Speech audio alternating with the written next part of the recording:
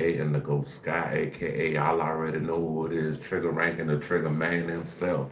We up in this thing, man. Chilling. I want y'all to like, subscribe, share when y'all coming in. Um, basically, we're going nuclear because we're about to react to something. Let's see what we got. All right, we got Panda Press. We're going back. Y'all know we do Panda Press all day long. Flacco look like he got something for extra wants to break Adam 22 jaw. How you gonna do that? Oh, 27 minutes ago. Damn, hold on. Yeah, I might do all these. Let's see. So we gotta do Panda Press. Another Diddy clip just blew up the entire internet. Let's check it out.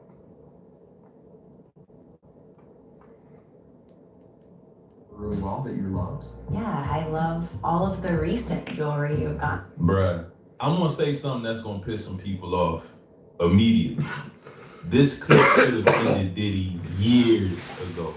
But nah, everybody laughed, everybody joked, everybody protected the vibe. Ha ha, that's just Diddy being Diddy, right? You are so dumb. You are really dumb. For real. Wrong.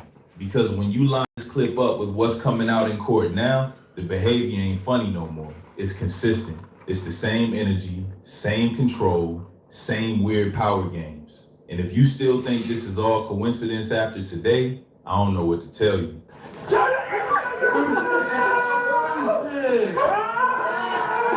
See, this is the part people keep missing. Back then, this clip was treated like a joke.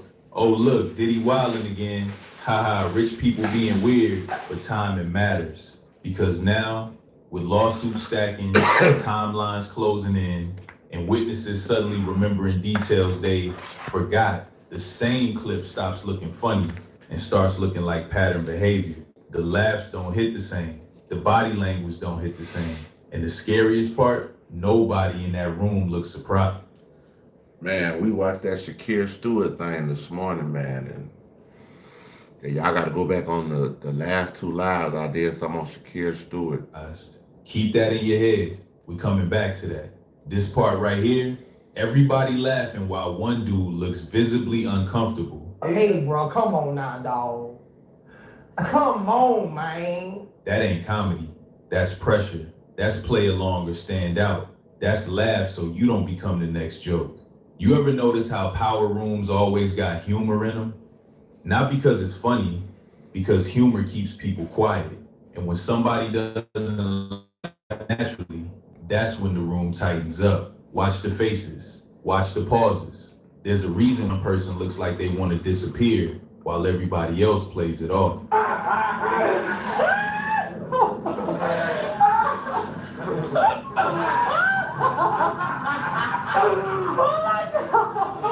you feeling, Jim?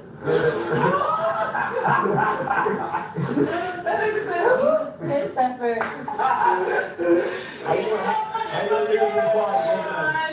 How you leaving the party? This is No, I was like, 5 hours. No, you still.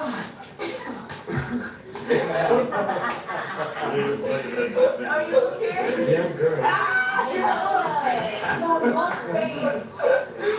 good. And let's talk about the elephant everybody avoids. Men don't talk about this stuff. Not because it didn't happen, because humiliation hits different. Especially in... Why is Diddy always in an interaction with a dude and the bed is involved? rooms full of money, status, cameras, and don't be weird energy.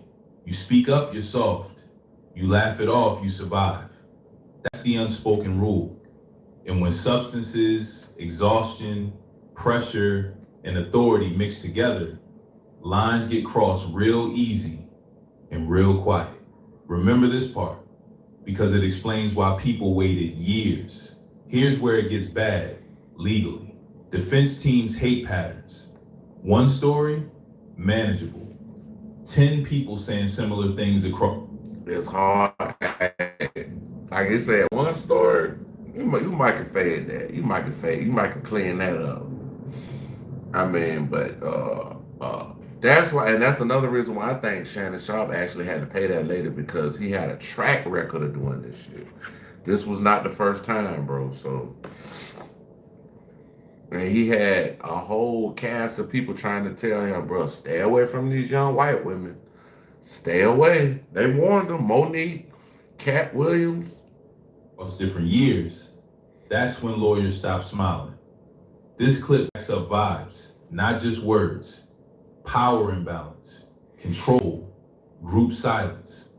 And once juries feel something, logic follows emotion, not the other way around. That's why this clip suddenly matters. And trust me, we haven't even touched the part that makes this dangerous for other people yet. People love saying, that's just Hollywood. Nah, that's lazy thinking. Because normal weird is random. This is structured. Same rooms, same jokes, same power dynamic. And the same people always know when to laugh. That tells me there's an unspoken Bro woke up in the bed like, I don't know, he woke up in the bed like something happened to him. script. You don't just stumble into that kind of comfort zone with dominance. Somebody taught that room how to behave. Here's the wild part. This clip didn't age badly by accident. It aged badly because time exposed context. Back then, nobody questioned power. I gotta get the context behind that video though. The one they play in this video that we're reacting to. I gotta get the context. Now, everybody's rewinding. Body language analysts, lawyers, former insiders suddenly remembering details. The same footage didn't change. We did. And when culture shifts, old footage starts testifying without speaking. Let me be clear. Silence wasn't fear. Silence was survival. Speak up, you're difficult. Laugh it off, you're cool. Play dumb, you get invited again. And once you benefit even a little, tune in to GPB. It's a Georgia thing. What if this year, the real gift was doing something awesome? and once you benefit even a little, you're trapped. I mean, it's all right. Like, overrated is in my opinion. I mean, and you know what though? That's typically how the bullshit goes. You feel me? Because now silence isn't just protection, it's participation. That's why so many people look uncomfortable but never interrupt. And this is the part folks don't want to hear. This clip alone doesn't end anything, but it unlocks doors. It gives courage to people who thought their memory didn't matter. It gives lawyers connective tissue. It gives juries visual proof of atmosphere. And once atmosphere becomes evidence, stories start lining up in ways nobody can control. We're one statement away from this getting real uncomfortable for a lot of people. Also, before I forget, Don Richard is not a liar. Don's not a liar. I was in LA for a lot of stuff that happened, and I was also in New York and the Hamptons. Notice how this clip pops up now. Not 5 years ago. Not when it first surfaced. Now, when cases are forming, when statements are being revisited, when people are... See, like, it's easy to bury Diddy at this point. Diddy is in jail. Diddy don't have... All he can do is call his lawyers and talk to them and tell him to fight it from jail.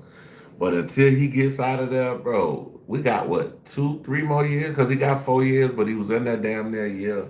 So we'll just say the next 3 years, bro, they're going to go in on you, Diddy. Suddenly remembering. That's not coincidence. That's pressure. Old footage always resurfaces when someone knows it's about the matter. Somebody, somewhere, is preparing a timeline. And this clip just slid itself into evidence without asking. Everybody keeps focusing on the laughter. Why are they laughing? Shit, I don't even know. Like, I can't even tell you that. Like, because laughing keeps you alive in rooms like that. Laugh too hard, you're safe. Don't laugh. You see people scanning faces, checking reactions, adjusting their tone in real time. That's not joy, that's calibration. And anyone who's ever been under a powerful narcissist knows exactly what that looks like. Here's what flipped it for me. Once you see this clip, Other allegations stop sounding crazy. Suddenly the control stories line up. The humiliation patterns line up. The silence makes sense.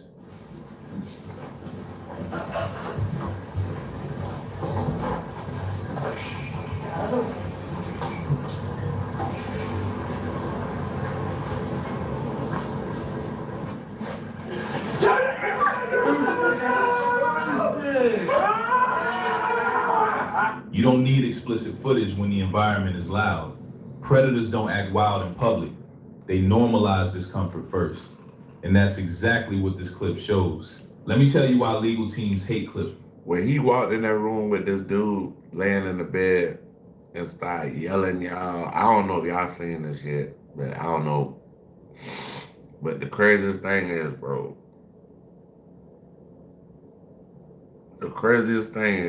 is he came in there yelling and screaming, and I'm like, and the dude looking like, what's going on? It's like this because it shows pattern without confession. No crime on screen, no direct act, but plenty of control, plenty of dominance, plenty of unequal power. And when multiple witnesses describe the same energy, that's how juries connect dots emotionally, not logically. And emotions convict faster than facts. I'll say this carefully. Clips like this don't come alone. They come in waves. One person tests the water, another follows. A third realizes they're not crazy.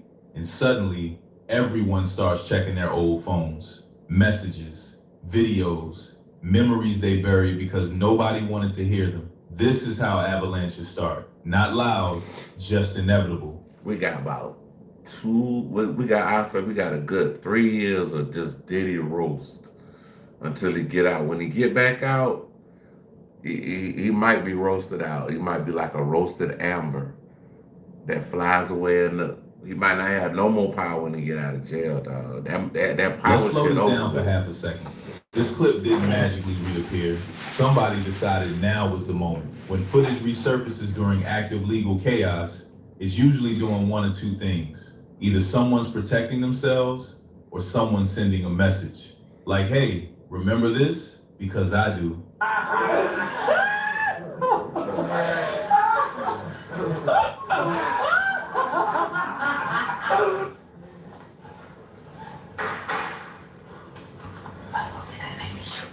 Hey, yo, we about to go downstairs and get cute.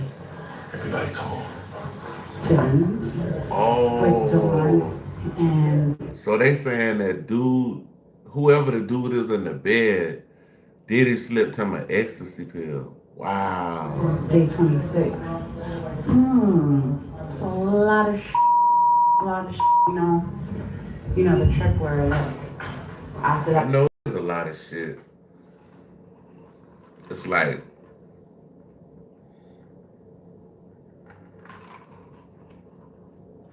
we'll just say it's like the Biggie line. I ain't even gonna say it.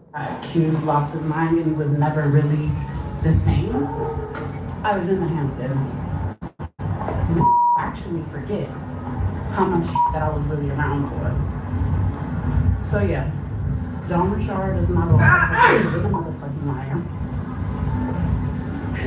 If you guys knew, okay, working for someone that weaponizes food and punishes people and not allowing them to eat or sleep and berating them and all of that, like, yeah. And here's the scary part. Clips like this don't need to prove guilt. They just need to shift public memory. Once people see it, they can't unsee it. That's how narratives flip before verdicts even happen. I really need people to understand this. Laughter in toxic rooms isn't happiness. It's survival code. You laugh so you don't stand out. You laugh so nobody asks why you're quiet. You laugh so power doesn't turn toward you next. Watch the body language again. Forced smiles, tight shoulders, people talking around the moment instead of about it. That's not partying, that's tension management. And anybody saying they look fine to me? You are so dumb. You are really dumb. For real. Only urine. That means your kidneys are leaking protein, bro. You think it's not serious? That's how kidney failure starts. Proteinuria. The filters inside your kidneys, your nephrons, they're inflamed, damaged, and they're letting your life force leak out your urine. And when your kidneys stop filtering, your heart overworks. Your testosterone. look fine to me. You are so dumb. You are really dumb. For real. Has never had to navigate an unsafe hierarchy. This should be This funny. is what fear looks like when it's dressed up as fun. This is where it gets uncomfortable. Because once you accept this clip is real, you have to revisit everything else. The NDA stories, the drugging rumors, the I don't remember that night testimonies. Suddenly those aren't isolated claims, they're symptoms. Patterns don't scream, they whisper over years. And this clip whispers loud, not because of what happens, but because of what doesn't. Nobody stops it. Nobody challenges it. Nobody checks power. Silence is part of the system. From a legal standpoint, this is poison because defense teams love clean narratives. One accuser, one bad night, one misunderstanding. This clip. And all hell broke loose. Ruins that. It introduces atmosphere, and atmosphere makes juries feel like they were there. You don't argue vibes, you feel them. Prosecutors don't even need to show this in court. They just need jurors who've seen it online. That's the part nobody wants to say out loud. I'll put money on this. This clip unlocks something. So from what Panda saying on this, bruh, that it might be going back to the courtroom. He might, I don't know. Somewhere, someone just realized, oh, I wasn't tripping. That's when the flood starts. Old group chats, old hotel footage, old videos sitting in cloud folders nobody touched for years. Trauma doesn't disappear, it just waits for permission. And once one story gets believed, others stop crazy. That's why this case feels different. Not louder, heavier. Look, this video ain't about one clip. It ain't about gossip. It ain't even about shock value. It's about power going unchecked for too long. When rooms get quiet, when people laugh instead of speak, when everyone's cool but nobody feels safe, that's when damage happens. Not all abuse looks loud. Some of it hides behind music, money, and silence. And that's the part people hate sitting with. Because once you admit that, you gotta ask harder questions about who we protected, about what we ignored, about how many people we called crazy just to stay comfortable. Some people, they didn't even worry about it. Some people just took themselves out, self-deleted themselves. This industry didn't miss the signs, it stepped over them. So no, this clip doesn't end the case, it changes it. Because once patterns show up on camera, silence stops working. Let me ask you this. Do you think this is the last clip we're gonna see? Or just the first one people couldn't ignore? Drop it in the comments. Y'all check out Panda. We going back to the next one. This is about Marlon Wayans and Diddy. Texas is feeling unpopular. Going back to the Panda man. Now Texas is an open door. Bruh, everybody's arguing about the Diddy documentary. But nah, bruh, that's not the part that caught my attention. What got me looking sideways is who suddenly felt the need to speak once this thing went mainstream. Because when Marlon Wayans started defending Diddy right now, that wasn't random, that wasn't emotional, and that definitely wasn't accidental, bruh. See, people been whispering about Diddy for years, but the second Netflix slapped this on the front page, trending, clips everywhere, group chats going crazy, that's when folks started moving different. And by the end of this video, you're gonna understand why Marlon Wayans is really defending Diddy right now, and why this moment feels way bigger than just one documentary. And nah, this ain't what they want you focused on. Let me say this real clear, bruh. This documentary didn't hit because it revealed brand new secrets. Nah, it hit because it went mainstream. This stuff been floating around hip hop forever. Blogs, whispers, old interviews. Definitely, this has been going on forever, but like they were saying when, what's the guy name? Chris Lighty passed away. They said Chris Lighty was like a force that basically tried to, like a bridge almost, to make sure that they didn't topple each other. But when he passed away, the force in between was no longer there. So Chris Lighty, basically by him passing, and they say 50 took that to heart when he passed away. Use side comments, but once Netflix puts it in front of everybody, aunties, co-workers, casual fans, now it's a problem. That's the difference. Not truth, distribution. Once something escapes the echo chamber, bruh, you can't control who sees it, how they interpret it, or what questions they start asking. And that's when panic kicks in. Now this is where timing matters. Marlon didn't speak years ago, didn't speak quietly, didn't pull Diddy aside behind closed doors. Nah, he spoke after the doc went viral, after the internet picked sides, after the narrative escaped control. That's not coincidence, bruh. That's reaction. That's, oh nah, this is getting too loud. And notice something real important. He didn't say none of this happened. He said, be careful, karma, narratives, timing. That language always shows up when people feel he feel like he might get exposed by this, and he gonna mess around, and 50 gonna have him in one of these documentaries, and he gonna be looking crazy. He's gonna be on part 2. exposed, not accused. Here's the tell, bro. This nigga Marlon Wayne might be on the second Diddy Reckoning part 2, and might be talking about he got a loose. Nobody's breaking down allegations line by line. Nobody's pulling receipts. Nobody's saying, here's what's false. Instead, they attack 50 Cent. You're showing me how unserious. His beef, his personality.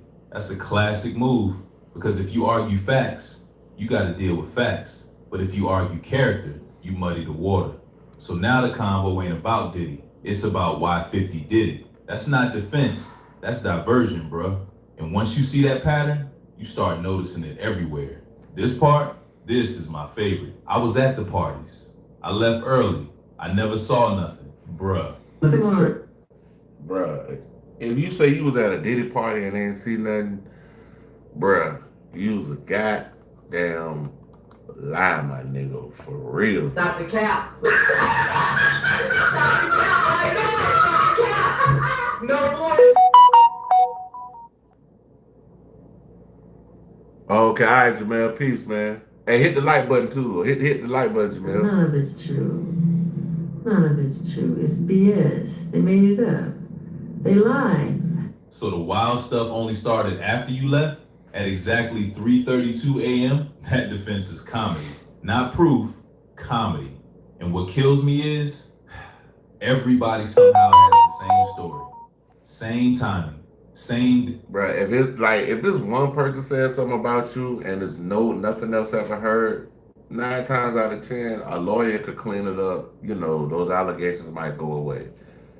But when you got 11 people accusing you of some shit, your ass going to jail like Diddy.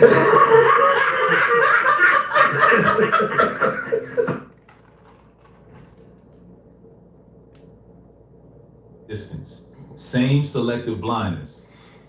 At some point, bro, you don't even gotta accuse anybody. The explanations start indicting themselves. And this is where things get even more uncomfortable. Let me be real, bro.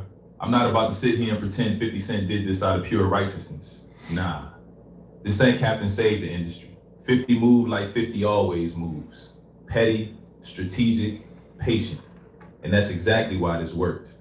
Because the industry already knew the allegations, but they underestimated who would help push it across the finish line. 50 doesn't whisper.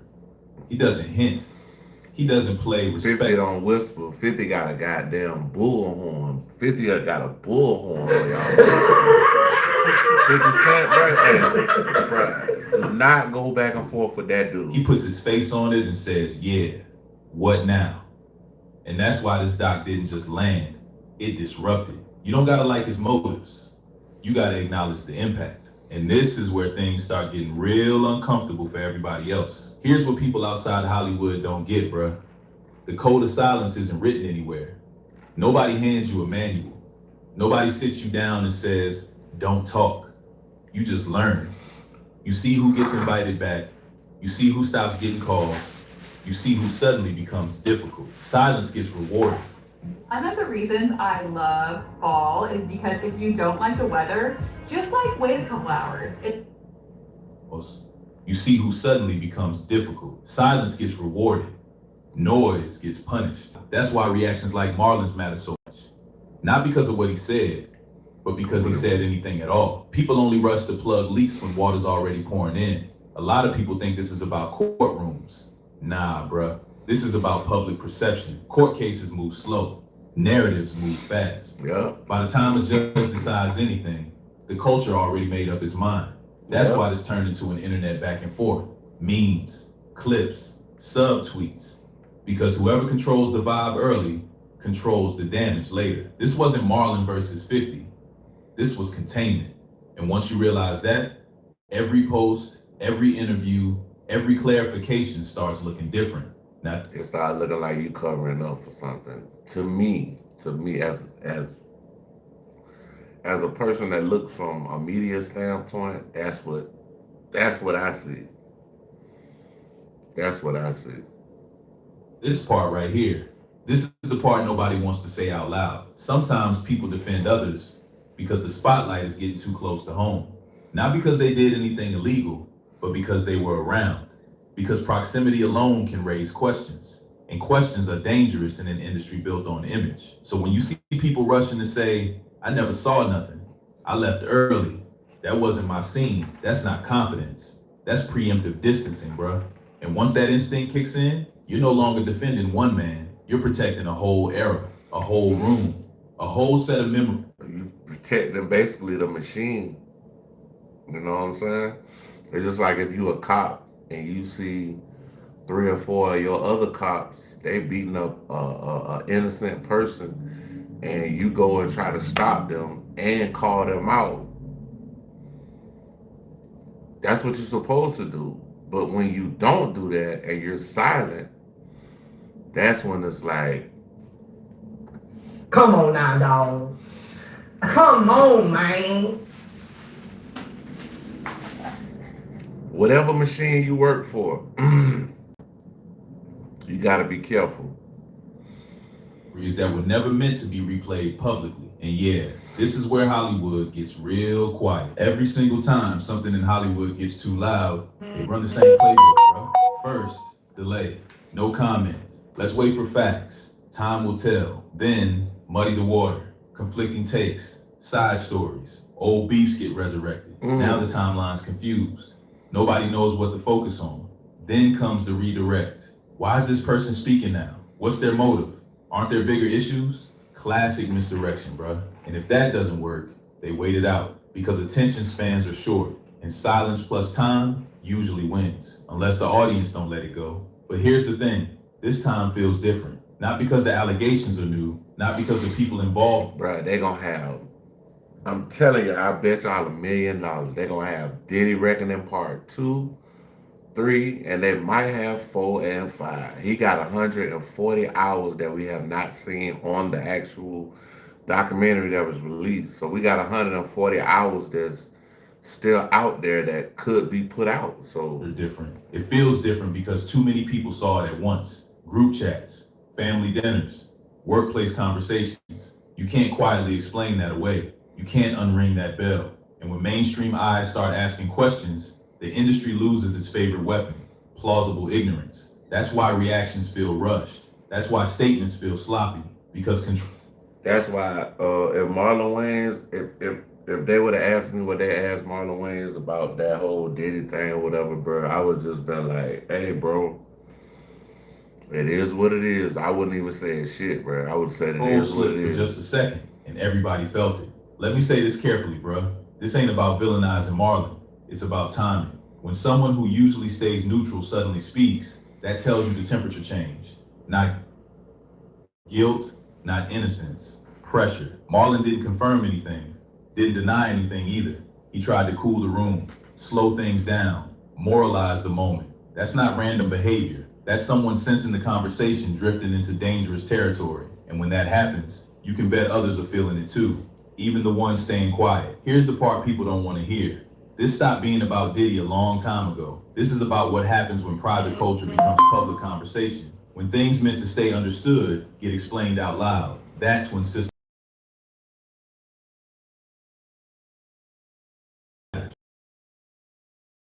spectacle, but because silence doesn't hit the same anymore. Some doors don't close once the room's been seen. I'm not telling you what's true or false. I'm telling you to watch patterns, because facts argue, reactions can be powerful. That's hey bro, that's them facts, bro. Them facts, man. Come on now, dog. Come on, man. You goddamn see, I don't know if y'all ever heard, it's a saying that a hit dog will holler. And that didn't happen. And start saying, why are we talking about this like that? That's not denial. That's discomfort. And once you notice it, you'll start seeing it everywhere. Who rushes to calm things down? Who suddenly talks about karma? Who says use your brain instead of addressing the topic? That's not clarity. That's containment. This ain't about taking sides.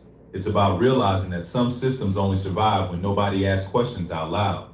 And the moment those questions go mainstream, not whispered, not hinted, not joked about, but asked seriously by regular people, that's when you see who gets nervous. That. All right, y'all, we're gonna see if we can find another one. Hold on, let me see. Let me see what the hell going on. Let me see if I can find the one on speed.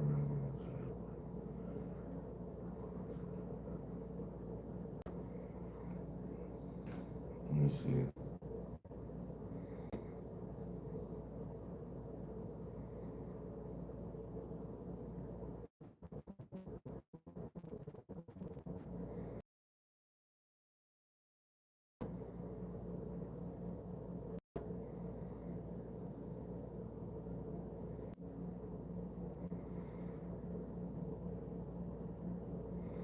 I don't know. I do want to see this 4 extra thing. Let me see. It's Poetic Flacco. Give me a second. I don't know why this commercial. Okay.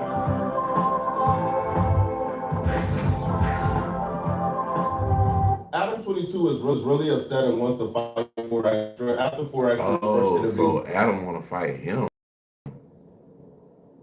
Breaking down exactly what took place when he almost lost his hand on July 4th. Why would I go back to that's on the internet talking about me? You get up there with my enemies, talk about my head, talk about me, laugh like it's funny. I'm gonna broke your jaw. But see, the craziest thing about it is, bro, for Edge to put himself in this situation, I don't know any younger people watching this, like 18 and up, bro, leave them fireworks alone, bro. It might not end well for you. I look at you.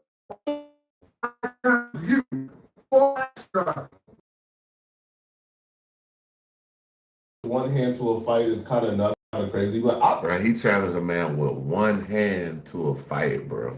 Come on now, dog. Come on, man. How? That's gonna be the easy fight that Adam think it is. I think 4 extra will give Adam a run for his money, even with one hand.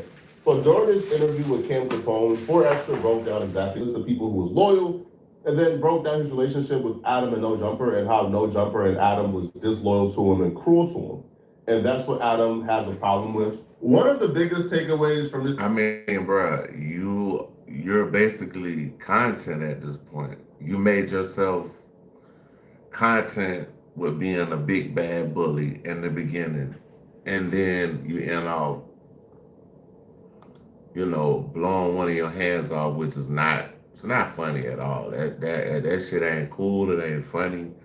About him blowing his hand off. His hand is, I could only imagine. I'm a musician.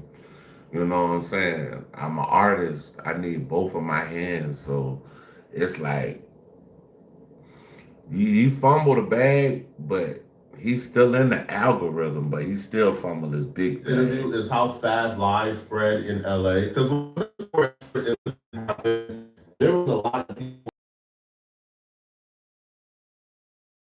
feeding the media there when it happened. And from this information and from people who were there, and the story that essentially became a de facto fact across LA and across LA in the car. That was essentially this was 100% a lie, and that is true. And 4 extra, I'm glad the other believe the fact that 4 extra was lighting up fireworks in a vehicle. And instead of throwing it out his window, he threw it out his homie window and blew up his homie's face in his hand. bounce out, jump out,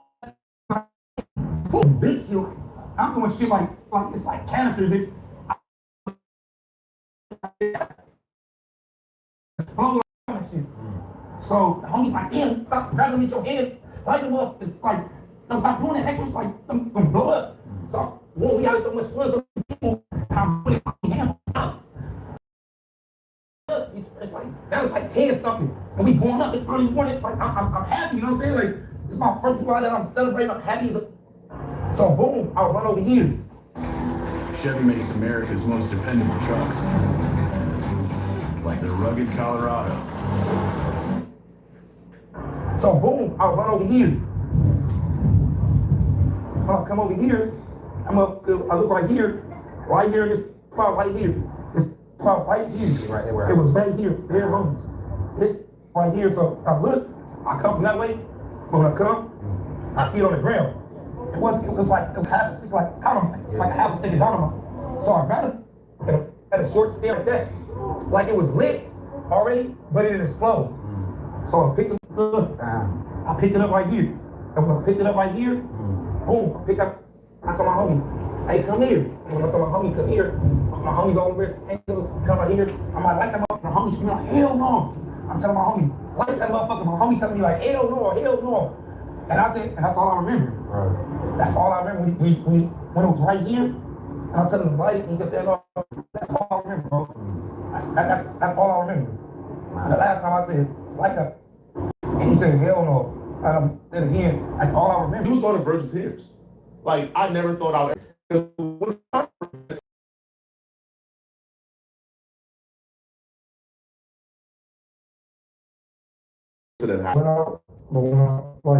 Talk like this. I went to shock. The doctor said it was shock. When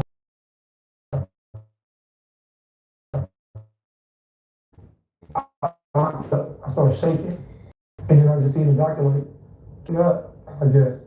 I went into shock because they said I lost so much blood. Yeah, like So, if you blow your hand off, bro, you're gonna lose a lot of blood. I don't give a damn. You cut your finger off or some shit, you're gonna lose. The blood is gonna keep flowing, bro. They gonna have to do something to stop that. Flowing, bro. They gonna have to do something to stop that. I lost so much blood. I lost so much blood. I went into shock, and it caused me to shock and started locking up and like to a seizure, I guess. I'm seizuring, and I just see lights, and they running me into the thing, and I could just see a thing, and what's the name? I like slow down, I'm seizuring, then like slow down, and I went out, and when I went out, I don't know how long I went out for. I know when that man blew his hand off, I know he was like, I just know I woke back up. but you gotta think about it. 4 Extra, his claim to fame is fighting, knocking people out. You blow your hand off, bro, like that's ridiculous. Went into it. There was a lot of people around me. Both my hands was wrapped up. Both of them was wrapped up. This one was wrapped up to here. This one was wrapped up to here. Our face was wrapped. And I looked around, and there was so many people with my sisters. This really put things into perspective for me. Obviously, somebody losing, their fingers, all their fingers except for their pinky and half their thumb. Damn. So he lost all of these. This all he got. So this, if he throwing up the Crip sign, he probably got to do like, I don't know, Ryan. With an firework incident is traumatic, of course. Like, obviously, right? Anyone would take it hard. But it really crystallized seeing exactly how hard he took it, seeing how traumatized he is, seeing how to this day, even speaking about it, brings him to tears. It's kind of crazy for me to admit this, but this really crystallized why 4 Extra wanted to beat up Adam and really put hands and feet on Adam about 5 months ago. Because when 4 Extra made it known that he didn't like that Adam was bringing on his enemies and asking them about his hands while he was still recovering, I just kind of thought, did you expect any different? Like, there's no track record, there's no history of No Jumper doing the opposite. If they're bringing on people you don't like, they're going to ask them about your hand and you blown it up. because those are going to get the most views. But just seeing how traumatized he is, seeing how this really affected him even to this day, you kind of understand why he hates Adam and why he hates No Jumper so much. Now, the dude on your far right with the hat in this clip next to Wacko. They joking on No Jumper about this man blowing his hand off. And he's actually somebody who came on No Jumper while 4Extra was recovering and went viral for saying he beat up 4Extra while he was in county jail. The clip of him talking about beating up 4Extra, I think did about 100,000 views. So talking about 4Extra at that particular time was pretty big business. It was pretty lucrative.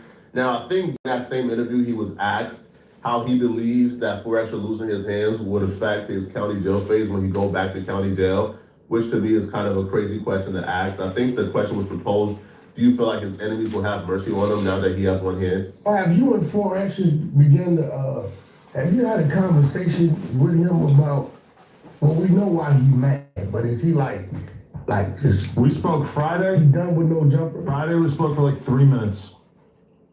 Then Monday I tried to call him. He was trying to mollywop you. I laughed at that. Not specifically, but when I was listening to his tone on the phone, I was like, because I'm just not used to like the people that I have on my phone. He told me to meet him at the studio. I'm not used to like anybody trying to be on some scary shit or some tough shit with me. Like, I just don't. I don't normally have to deal with it. But the craziest thing is, the healthier that 4Extra get, the more unfair Adam should be. Because if that man whip your ass with one hand, bro, we gonna be.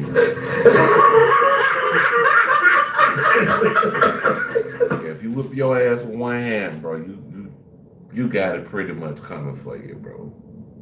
So I'm just, you might as well close No Jumper down, cause they gonna be like, bro, you ain't real at all. You got beat up with one hand, bro. Hey, I'm gonna take it back. In a new bedroom, come on to the laundry room. Hey man, they got it for you. You don't need to go to the $6 floor. Hey yo, when you said that, what? When you, I swear to God, because you were talking, you were like, yeah, I'm talking 4Extras. You into your white boy shit, right? Talking 4Extras. He was like, yeah, just come up to the studio. We're gonna talk about it. I'll be right back. Give me 1 second. We finna beat your ass. You finna be the one he whooped your ass. He didn't even warn you. Adam, he didn't even warn you, huh? Did he tell you that 4Extra was gonna beat your? He didn't tell you that. We're talking about 4Extra. He's telling Adam, you have my ops up there, and you asking him, you asking my ops, cause how they feel about the fire parking in my head. But listen, Adam, come up to the truck right now. Come up here right now. I'm telling myself, Adam don't even realize what's going on. Maybe Adam understands it now, but at the time, I don't think Adam really understood or even believed how hurt 4Extra really was. Because when Adam spoke about the situation, he kind of spoke about it as, well, the only thing stopping 4Extra from coming back and doing a No Jumper interview is 4Extra wants us to pay him $50,000.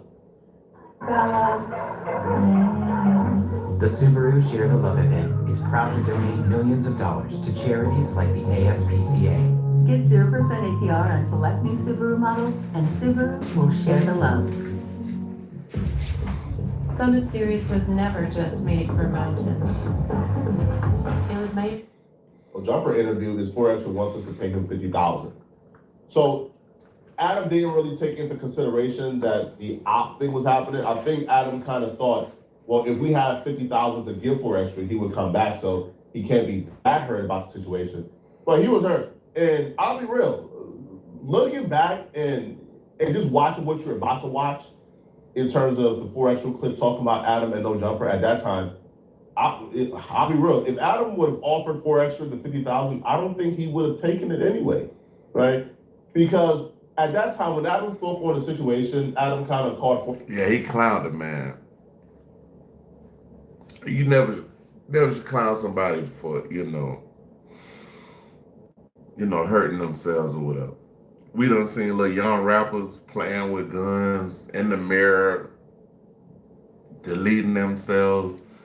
We done seen little kids, well, I will say young teeny boppers playing with a gun in the bathroom and missing unalive somebody. It's crazy, bro. 4Extra ungrateful and said that 4Extra, kind of did him dirty because they already had a contract in place. The 4Extra would do a certain amount of content per month. So now that, he blew up his hand, he's now trying to charge a tactical jumper $50,000 to come back. Adam even said that he don't know if a similar contract that 4Extra had at no jumper will still be on the table if 4Extra want to come back. So listen, if 4Extra wants to go get his money somewhere, by all means. Will that affect negotiations as far as how his future on the jumper looks?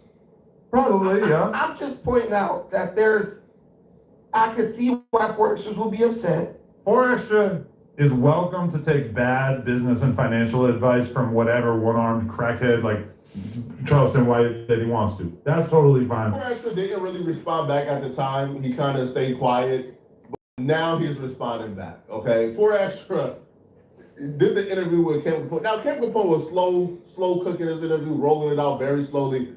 But we finally got a response to Adam from 4Extra. And let's just say, 4Extra started off the interview pretty passionate, God-fearing. Towards the end, 4Extra let it know that when he sees Adam, he's breaking his jaw. They say holding me down. Real. That's why I showed you. That's why I took it off. Because I'm a real. Ain't nothing gonna break me. The only thing that can break me is myself. God. And God didn't break me. He put me back on earth to break you. That's all the time. We ain't going back to no jumpers. Think I ain't going back. I ain't no going back. Why would I go back to that's on the internet talking about me? You get up there with my enemies, talk about my head, talk about me, laugh like it's funny. I'm gonna broke your jaw. What you mean? Yeah, that wasn't cool though, bro. I mean, I would have felt the same way, nigga. I fuck with you and then some shit happened to me. And then after the fact, you laughing and joking about it like it's a joke. Nah, bro, we ain't doing that, bro. Like, I'm finna get on your ass, bro. I'm gonna get on your motherfucking ass, dog. You are watching a master at work. And that's after I whoop his ass. That's what they gonna say. They gonna say, "Then he got one hand." You are watching a master at work. That's how bad I'm gonna whoop his ass. I looked at it as a friend. I brought that to my neighborhood. I brought it to Vernon Avenue. And I think it smiles and faces. My homies, my family, my loved ones. But see, Adam known for going to different hoods all over. He done been under hoods in New York and all kind of little places, bro. Like he do his little run on the little gang stuff, but yeah. Sad. They crying. They thinking I'm dying. I'm collapsing. I'm getting blood transfusions. Surgery for 5 hours and 30 minutes. And you think it's funny to say? To get up there and think it smell? Yeah, I would have been mad too, bro. Bro say he gonna break his jaw with 2 fingers. Say he finna hit that man like this right here. As long as he got his knuckle, bro, he should still. If he ain't blow like, he say he blew 3 fingers off. He blew these 3 fingers off. If he just blew the fingers off and they still got the knuckles, and he can do like this right here, he still might be able to goddamn fight, man. Hey, hell no, I'll never go back here. Cause you was just a buster like the rest of these with a sheep over your head, pretending. That's how I feel. So when you watch this, make sure you understand when you watch this what I'm saying. Cause I would never, ever, ever talk about that I call my friend like that. And you think he don't understand what he's saying? He didn't say nothing wrong? You need to go sit down and think to yourself what you said wrong. But see, that's the problem when y'all going on these like platforms like No Jumper, DJ Vlad, whatever. You know what I'm saying? You got to be careful because something can happen to you in the aftermath, or they could find out something that happened to you before. And when they find out, you become a butt of a joke, and you're thinking that you have a relationship with these people and that they wouldn't take it that low. But at the end of the day, bro, you can't trust everybody. You can't. I don't care if you're doing business with them or not. You gotta, dot your I's, cross your T's, make sure everybody you dealing with is in a situation that's, basically a situation that, y'all really friends. And they ain't gonna dog you out if something happened to you. I would never go back to something that is up there and what's the name talk. I'm a real, and I'm real, would never ever let it disrespect them in their face. I'm gonna kill you about my respect before I let any talk about me in my face. Understand that. I called this out from the very beginning. 4Extra and Adam 22's first podcast and first interview, when they solidified the 4Extra No Jumper deal, they was talking about how they were family, they were meeting each other's kids and families, and they were locked in. I called that out from the very beginning, bro. When you're doing business, especially an employee-employer relationship, it should never be we're family. It should never be you met my family, we're brothers. It should always have an understanding this is business. And when it stops being in the best interest of the business, the working relationship stops. Now, we could probably go on to be friends, have a personal relationship, but as we do this, business relationship is business. I don't think that line was drawn clear enough, and this is the price of it. You presented it as if, well, they both presented it as if y'all were friends. 4Extra probably believed that they were friends. I think Adam has a hard time navigating between we are friends and also friendship and business. That's why you got to make it evident what you are trying to do specifically in certain relationships with people. You know what I'm saying? Like, bro, if you own that, you own that. If you ain't, you ain't. You dig? So, loss of $1 million company that I have to protect, and that line was not drawn clear enough. And now, because 4Extra believes that you guys are friends, he believes, that he now has to enact revenge on you because you snaked him, you backstabbed him, you backdoor him from his perspective, right? And the reason why I say from his perspective, and I'm not just committing to calling Adam a snake, is because if Adam is not operating under the perspective that this is a friendship, then is he obligated to move as if it's a friendship? Because when Adam responded back to 4Extra, Adam essentially described this as a business relationship, and he don't understand why 4Extra is upset because it's a business relationship. So he's speaking about me, he's getting very in his feelings, and he makes it clear that it really, really hurt him to see me laughing about what happened to him while he was still in the hospital. Now, I have gone back, I've checked the records, and I have some good news for 4Extra. I was not laughing at you, which should be obvious. I don't know if he's even pretended to see this footage, but the idea that I was laughing at him is crazy. Now, what actually is happening in the video that was while he was still in the hospital, now granted, I did crack jokes later on, but the thing that was enough for 4Extra to write me off was the fact that Munchie makes a joke. I literally am sitting there not laughing, yeah, real funny. And the whole room's laughing. I'm not laughing. It's I was going so hard trying to not laugh at some undeniably funny jokes, and that was enough to ruin the 4Extra friendship. Now, I'm gonna be honest with you, I really don't give a fuck at this point. It feels like this is just, nobody really cares about this as much as me. It still hurts me in my heart that I put so much time and effort and money into building this guy up, and that he just threw me to the side like a dog as soon as But my interjection to that would be, you wasn't laughing, but everybody else in the room is laughing.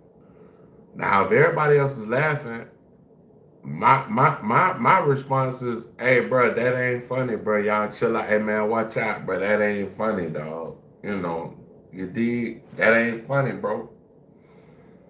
I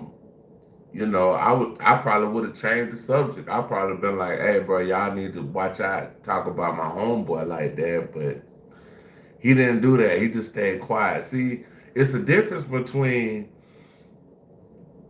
if everybody laughing and you quiet, or everybody laughing and you say, hey, look here, bro. Hey, man, watch out, bro. That's not funny, bro. If Adam would have came at that situation like that it would have been a situation where Adam would have been looked at as, oh damn, Adam real, you know what I'm saying? He's sticking up for his homeboy for extra. But your quietness shows that, you know, you was complicit. It's like, listen, I do a podcast with Munchie. He doesn't like you. Want to know why he doesn't like you? It's because you and him are ops. And you've had words before in the past. You guys are never going to get along. And it's just like, it hurts so bad that 4Extra, like, as soon as Munchie makes one joke, just decides to, like, blame this on me. But one of the wildest things that Adam said, probably more wild than challenging 4Extra to the fate, was when Adam said, listen, man, all right, I'm done doing business with dummies, right? And, you know, the reason why he's calling 4Extra dumb is he says he don't understand why 4Extra wouldn't expect for his ops to laugh at his hands on a podcast with the way that he's been moving and acting like the toughest guy in the world the last couple years. So if you're... But to me, the timing was sensitive. Why would you bring the ops on the platform when this man basically is still in the hospital, still trying to, you know, figure out his whole situation, if he's gonna lose his whole hand, he's gonna have a nub, whatever, you dig? So acting that way, you have to see the humor in you blowing up your hand. I think that, like to me, that was wild, right? Because now you could probably see the humor if you're not 4Extra, but of course 4Extra, who blew up his hand, who had blood transfusion, who almost died, who didn't wake up from anesthesia, of course that man wouldn't see the humor in him blowing up his head. I did buy, according to him, $6,000 worth of fireworks, and then you blew off your hand. Like, how do you at a certain point not feel like, okay, you gotta be able to laugh at yourself a little bit. $6,000 worth? That's what he said. It doesn't make any sense to me. I have no, like $6,000 worth. Is that's gonna be like a couple of pickup trucks, right? Buy some Dracos instead at that point. It did sound crazy to me too. But all I'm saying is that Gentle is rocking in mom's arms. Happy tummy, happy family. Learn about Enfamil NeuroPro Gentle-Ease.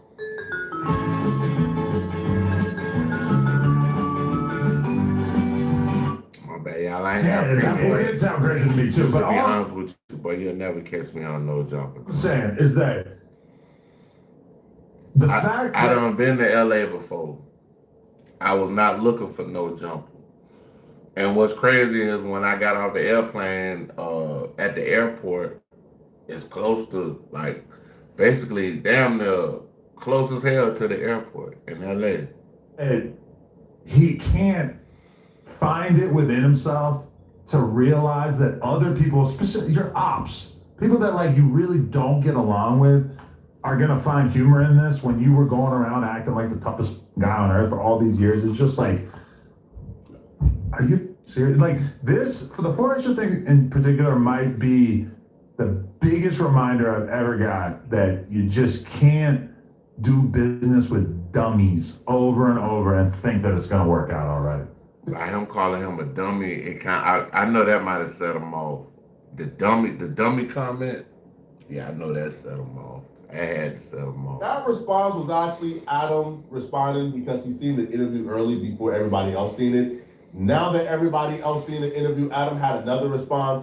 Now, I don't think Adam is taking this too seriously, to be honest, because when I watched that interview and I seen the amount of vitriol and hatred that 4Extra had in his eyes for Adam, I smell danger. Adam apparently don't feel danger at all. Because Adam is back on Instagram trolling 4Extra, challenging him to a fight, saying, let's get it on right now.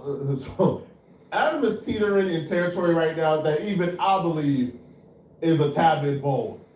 Hey, 4Extra, I just seen a clip of you saying that I was talking shit about you and laughing about you.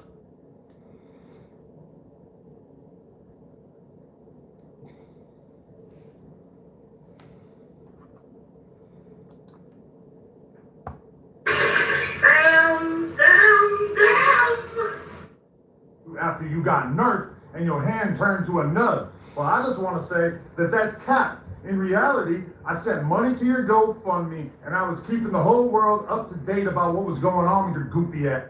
So as a result of you lying to the world because you don't want to be honest about the fact that nobody wanted to pay you $50,000 for your interview, I challenge you, 4 Extra, to a fade. I'll see you in the ring. It looks like Adam don't see it on 4 Extra sees it. I think Adam even has a show planned for later today where he's gonna go in on 4 Extra. So it looks like, these two people, their issues is never gonna get solved. But y'all let me know in the comment section exactly. I check out Poetic Flacco, man. That's what we was just reacting to. Let me see. For a situation nearly broken.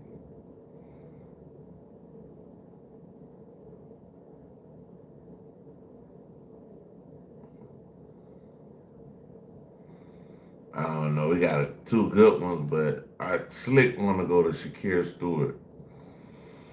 I don't know, whoever in here, y'all hit that like button. I appreciate y'all for coming in, man. Whoever in here. I got a small channel. I got over 1 million views, but I got a small channel, man. Shit, I ain't gonna lie. Let's see. Let's do the Shakir. Okay, Shakir Stewart death. Let me see. Hold on. Let me see. Celebrity underrated. This is a year ago. So the one we watched this morning was 5 months ago. This one is a year ago.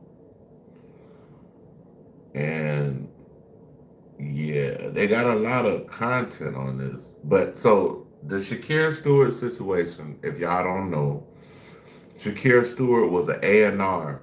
He came up young, throwing parties, sort of like how Diddy was, and became a A&R in the music business. And right before he passed away, he was dating Kim Porter, which is Diddy's child's mother, children's mother. Because I know he at least got twins from her. I don't know if that boy from her, but he got twin daughters from her. I know that for sure. And before she passed away, Shakir Stewart was found unalived, and the story is he deleted himself. How true that is, we don't know. But we're gonna get into this story. This is one for the ages. I need to look up the Chris Lighty joint too. So we're gonna do Shakir's story first, and then we'll do another Chris Lighty joint. Tune in to GPB. It's a Georgia thing. Sprout Daddy? I'm Aaron, but here's your daddy. Listen up, y'all. If y'all love true crime stories from murders, cold cases, missing people, or just crazy stories that will have you just shaking your head, subscribe to patreon.com/select. The name of this channel is Celebrity Underrated. Celebrity Underrated for exclusive content to get those type of stories.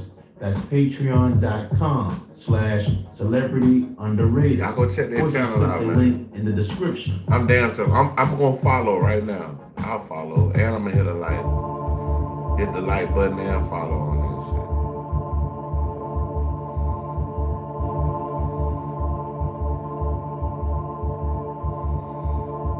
Damn, it's like a little documentary style thing, and it said "Dying for Music." Wow.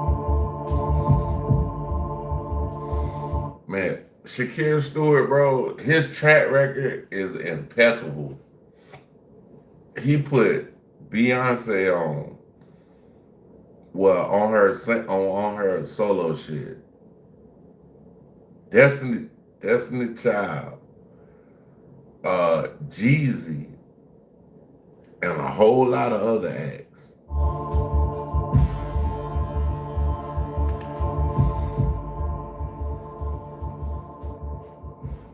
You know, here's a story I did a long time ago, back in July 2019, that I always wanted to redo and make longer, especially with all this P. Diddy stuff going on. All this Diddy stuff in the media is going on now. And that's the story. But you got to. because everything correlates. It makes sense. Like, how does he end up self-deleting himself while he's dating Diddy's child's mother? They just find you unalive and come on. Story of music mogul Shakir Stewart. It's crazy because just a few weeks ago, Rolling Stone released an article about the Shakir Stewart, P. Diddy, and Kim Porter incident. You know, when it comes to the music industry, there was two guys. Okay, so they're gonna talk about Chris Lighty right here. Got to break that down. Talk about Chris Lighty. They said that they was at some kind of, I think, a wedding or something like that, and Diddy took a chair and went upside Shakir Stewart's head and tried to do something to him because he was messing with Kim Porter. That changed hip hop forever. And they are no longer with us, and that's Chris Lighty and Shakir Stewart. These guys were powerful executives in the music industry that played a major role behind the scenes and helped push the culture to what it is today. Shakir Stewart was loved in the streets, and he was loved in the office behind the desk in the entertainment world. Even Jay-Z told Shakir Stewart that he was way too smart to be running Def Jam, and he needed his own company and do global things around the world. Shakir's part. Now that's another thing, y'all. I gotta break that part now. If you got the talent and the company believes in you and they put you at a high position, you have to not only want to get to that position that they're giving to you, but you need to go higher and independent. My thing that I do as me, I'm always wanting to put myself first. So it's like the book Rich Dad, Poor Dad. Pay yourself first. Part of the reason that the Atlanta music wave came through and took over the music industry too. He's a big part of that Atlanta wave. He was also involved in putting out a bunch of #1 hits that are still being played on the radio to this very day. But his death is still a mystery to some. What makes a man like Shakir Stewart, who was a powerful music exec, had mansions, cars, fame, net worth over $50 million, take his own life, y'all? His family. I didn't know he was worth 50 M's. That's crazy. You're worth 50 M's, big dog. Like, you up there. Like, you had 50 M's. Like, way back. Damn, son. You know what I'm saying? Friends still struggle to make sense of it all. How could this man, so young and successful, take his own life like that? Or was it something deeper that drove him to do it? Was somebody after him, or was it too much stress? So let's get into his story, right? Now, Shakir Stewart was born on April 12th, 1974 in Oakland, California.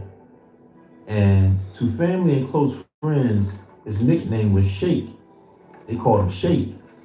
And he grew up with some celebrities you might know, like rapper Richie Rich and actor Russell Hornsby from the 50 Cent BMF series.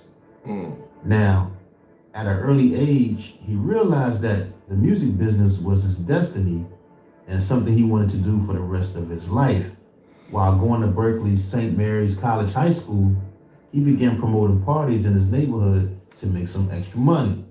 And it's crazy because Diddy was doing the same thing, doing parties, and that's how I guess all these people are aligned in this music industry, you know, and sometimes idols become rivals. So you gotta figure out, like, did he see what he was doing and was getting upset with what he was doing, like how big he was getting? Once he graduated high school, he began to throw and promote even bigger parties. We are the Inklings. Houston is not for the weak of heart. Houston was built on a swamp. It flooded. After that, he wanted to take his marketing and promotions talent to the next level. So he came out here to Atlanta. Where we at? Came to Atlanta. He enrolled in Morehouse College in Atlanta, Georgia. It was important to him. A little fun, small fact. Bentley Farnsworth's father, I think he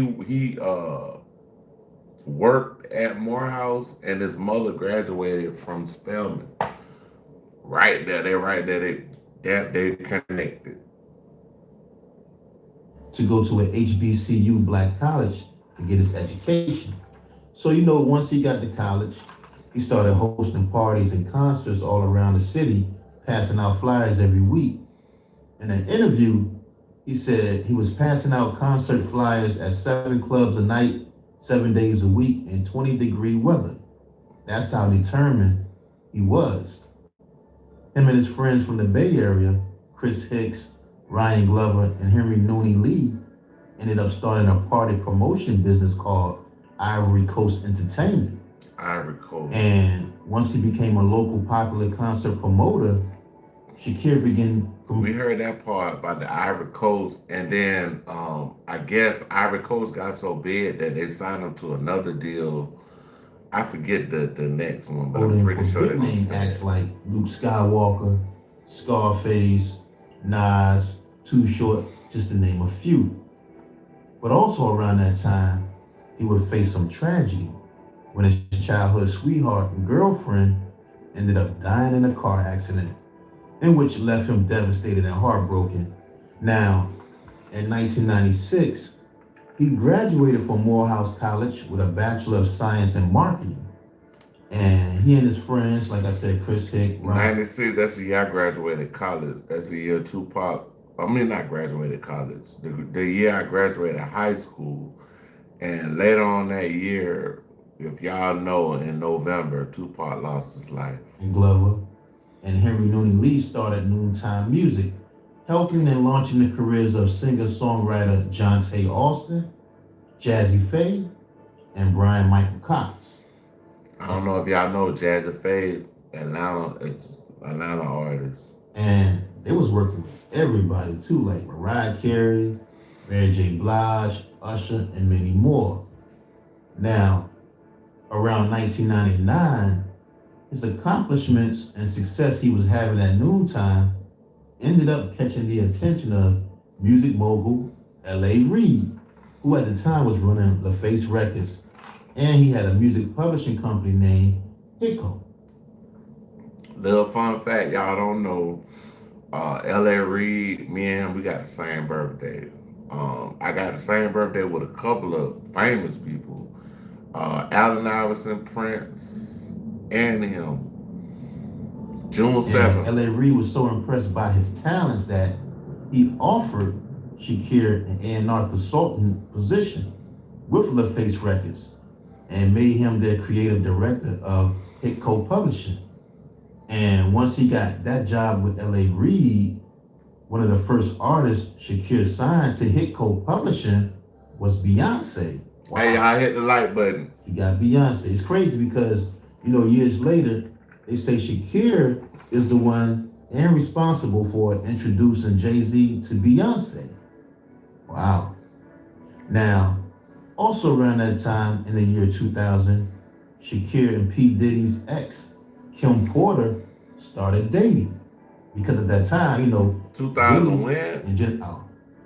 Now, also around that time in the year 2000, Shakir and P. Diddy's ex, so that's Kim Porter, started dating. 2000. Because at that time, Diddy and Jennifer Lopez was together, then they had broken up after the club shooting that got rapper. Damn, that's before 9/11. Deported and locked up. So once Jennifer Lopez Peoples prevented Puff from seeing her, that's when Diddy wanted to get Kim Porter back. But she was dating Shakir Stewart at the time. But you know how Diddy is. Once you Diddy's girl, you always gonna be Diddy's girl. I remember him as Puff Daddy now. and all the wild stuff about him in the media throughout the 90s, the early 90s, Diddy got power. And he had Kim Porter's phone tapped. Hey, in the 90s? How you tap somebody's phone in the 90s? Well, in the 90s, it wasn't really cell phones like that, so you could put devices on, because people really had house phones, and they, like, really just in the 2000s, that's when the cell phone revolution, like, boom. But before 2000, bro, we was talking on house phones, man. He keep tabs on her. And he was calling her like 50, 60 times a day during that time.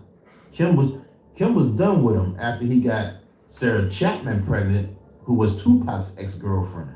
Wow. Diddy was wild. They say Sarah Chapman, we gotta look that up. Sarah Chapman.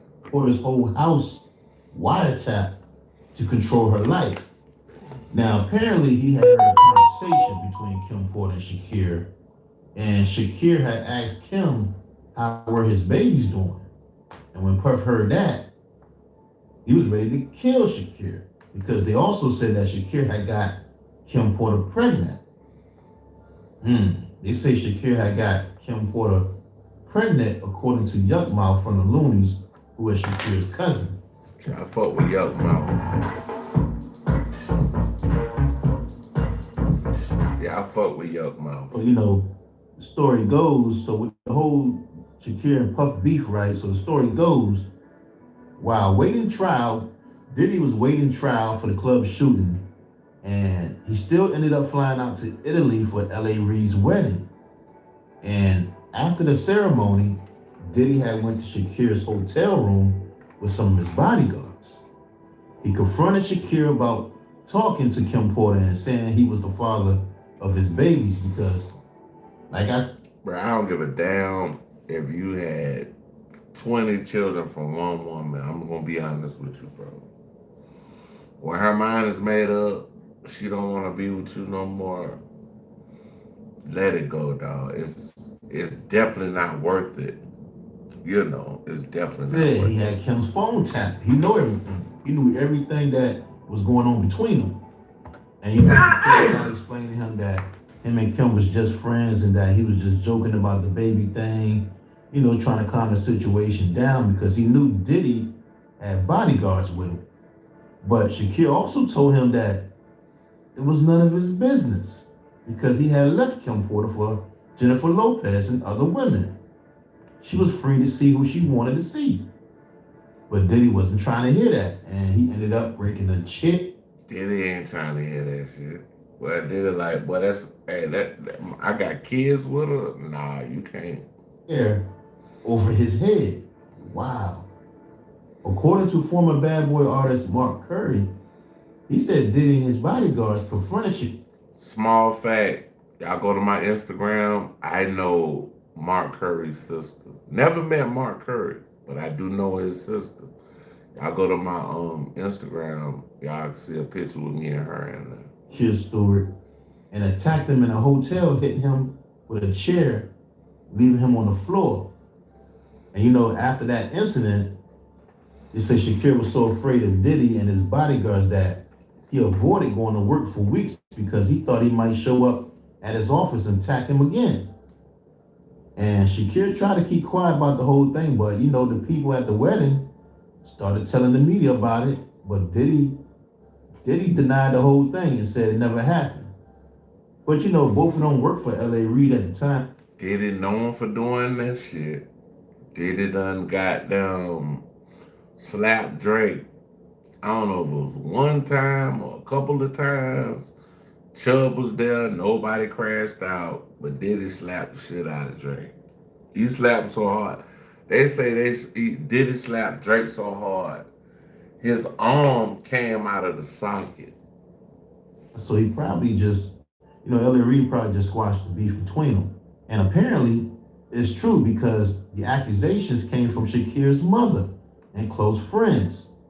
Now, Shakir's mother said, Diddy left him bleeding on a hotel floor in Italy, and he he had to have stitches. And then Diddy threatened him, saying that he was going to kill him.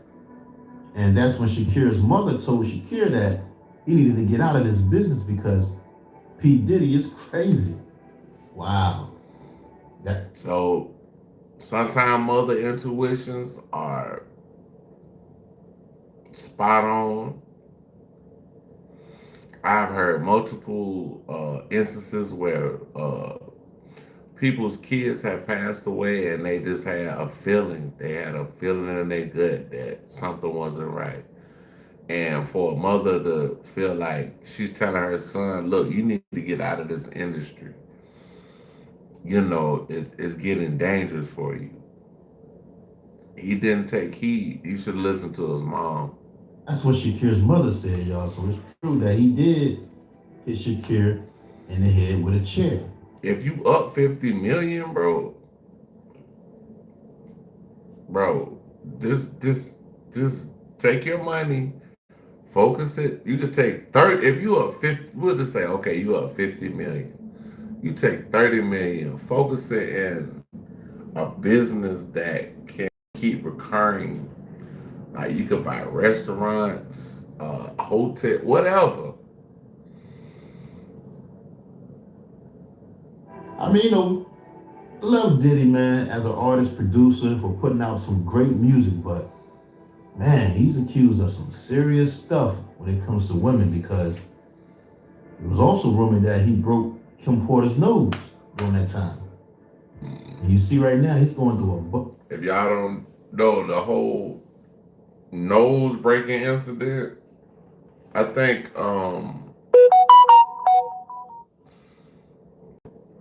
Gene Deal got a story about that. If I'm not mistaken, allegedly, we gotta say allegedly. I think Gene Deal knows about the breaking of the nose. Or I know he at least found out about it, but I don't know if he was there when it happened. Bunch of crazy accusations right now, as we speak, with all the women he dealt with, and some other crazy things he had done to male artists too. The holidays until you've seen Garden Lights Holiday Nights at the Atlanta Botanical Garden. Get tickets now. The Power Move isn't direct eye contact. It's supply chain visibility with FedEx. The new Power Move. But anyway, so Shakira will go on to make Hitco a successful publishing company, and you know, L.A. Reid would treat Shakira better than his own son and put his trust in him. They had a good relationship. Then L.A. Reid offered him an A&R position with LaFace Records after the company merged with Clive Davis at Arista Records. And once he became A&R for LaFace, the first person he would sign is R&B singer Sierra. Wow, so Shakira signed Beyonce and Sierra. He signed Beyonce and Sierra. Like, bro, your track record is immaculate. You got an immaculate, bro. You signed Destiny Child, Beyonce, Sierra, Jeezy. Come on, dog. Like, your track record is impeccable. Yeah, Sierra, two of the biggest female acts in the world. That's crazy. Man, hey, Shakira, the man knows talent. He knows talent. And you know, with him running. That's crazy, bro, cause I ain't gonna lie, bro. I could be an A&R right now, bro. For a major record label. Like I might need to be an A&R for my own record label, cause this is crazy. I know people that can outsing these people in their sleep. And Hitco Publishing, some of the songs he was responsible for were Destiny's Child, Survivor, Outkast, The Way You Move, both of Beyonce's songs, Crazy in Love and Baby Boy, that hit #1, all #1 hits. Then also around that time now, Usher was working on his album, Confessions, and was in need of a big radio hit. So Shakira put the pieces together for Usher, Sean Garrett, JQ, Ludacris, and Lil Jon to work together.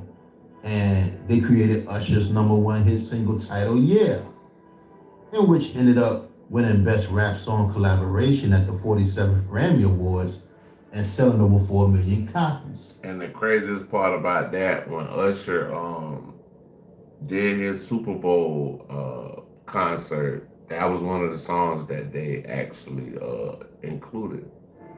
Now, in 2004, Y'all hit the like button, L.A. man. Hit Reid the was like released button, from his please. contract at Arista and became the chairman and CEO of the Island Def Jam Music Group. And he hired Jay-Z as vice president to help him with the hip-hop artists. That was signed to the label because, you know, L.A. Reid was more into dealing with the singers, not rappers. L.A. Reid was more of an R&B and pop type of guy. Now, L.A. Reid would also make Shakir Stewart vice president of A&R for Def Jam because of all the success they had together. In L.A. Reid's mind, he couldn't lose with Jay-Z and Shakir Stewart on this team. So once Shakir became the vice president of A&R for Def Jam, he wanted to try his luck with signing a rapper because, you know, Shakir was just like L.A. Reid. They was into the R&B and the pop thing. That where the money was. They didn't really see no money into the rap. But he wanted to try his luck with signing a rapper. And that's when his friend Noonie, who at the time was managing producer Jazzy Fade, let him hear some music from a rapper who he was working with named Young Jeezy. And Shakir loved Jeezy's music because he was rapping about street life. Next thing you know, Shakir brought his music to L.A. Reid, Jay-Z, and Kevin Liles for them to hear it. And Shakir told him that Young Jeezy was going to be the next big thing, and they should sign him. So after that, they signed him. And once he signed him, Man, this man track record looks so good though, bro. Like, I mean, from Sierra to Beyonce to Destiny's Child to Jeezy, the track record look impeccable. Def Jam, that Jeezy album, Let's Get It, Thug Motivation 101, ended up certified double platinum. On his second album, Thug Motivation 102, The Inspiration, Shakir was responsible for his hit song called Go Getter, and even got R. Kelly to sing on the hook. Damn, R. Kelly wasn't even locked up then. He also brought Rick Ross. He brought Rick Ross. Oh, now look. Albums, $10 million. Look, he brought Rick Ross to the fold. Like, come on, y'all. Like, this man track record was, bruh, he blowing up. Like, you brought all these people, bruh. Rick Ross still relevant. Deal after he heard the song Hustling.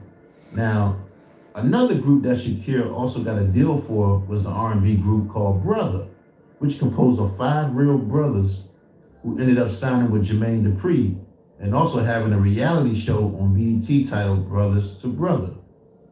Shakir also signed rappers Ace Hood and Rocco the Don. Y'all know Rocco the Don. I remember don't even know that song. You don't even know.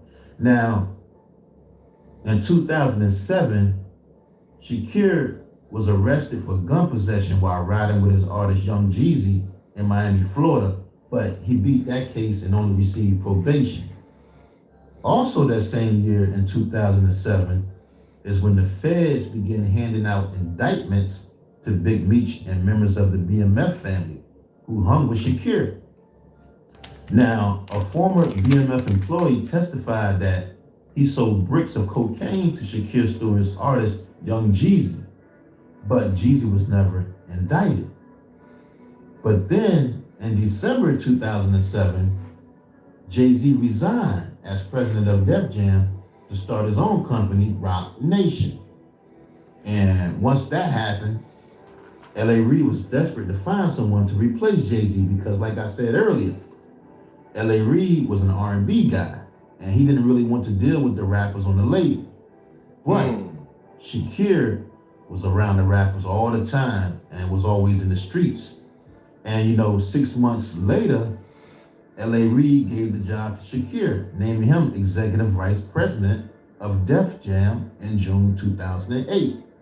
So now with a big time position, you would think he would be happy. Shit, 2008, that's the time that me and my wife was going through problems, and we ended up separating, and I ended up moving back to Atlanta.